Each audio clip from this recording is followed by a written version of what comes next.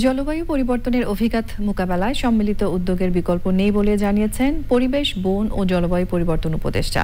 রাজধানীর পরিবেশ অধিদপ্তরে প্যারিস চুক্তির অনুচ্ছেদ ৬ বাস্তবায়ন বিষয়ক সক্ষমতা বৃদ্ধির কর্মশালায় বক্তারা বিশ্ব রাজনীতি ও ক্ষমতার পরিবর্তিত পরিস্থিতির অনিশ্চয়তা কাটাতে সমন্বিত আন্তর্জাতিক উদ্যোগে জোর দেন।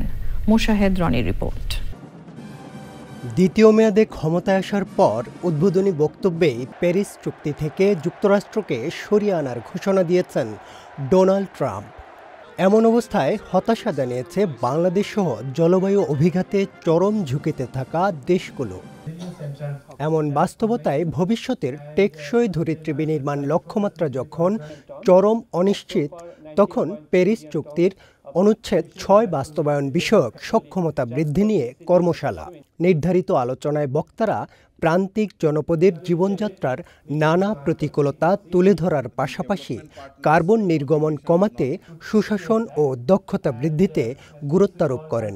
জলবায়ু ন্যায্যতার দাবি অবশ্যই নির্গমন কমানোর উপর কেন্দ্রিত হওয়া উচিত বলে জোর দেন বিশেষজ্ঞরা।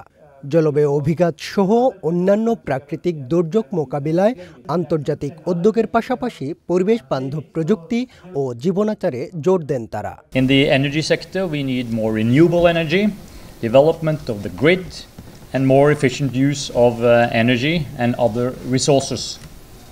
It is also important to cut emissions from other sectors such as agriculture, transport and waste. Paris Agreement, it has regrettably become voluntary for all of us.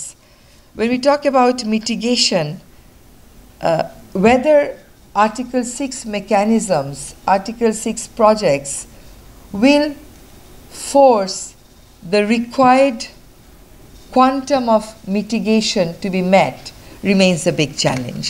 আয়োজনে নরওয়ে ছাড়াও জাপান, দক্ষিণ কোরিয়া এবং বিভিন্ন আন্তর্জাতিক সংস্থার প্রতিনিধিরা যোগ দেন। Moshahid Roni, channel I, Dhaka.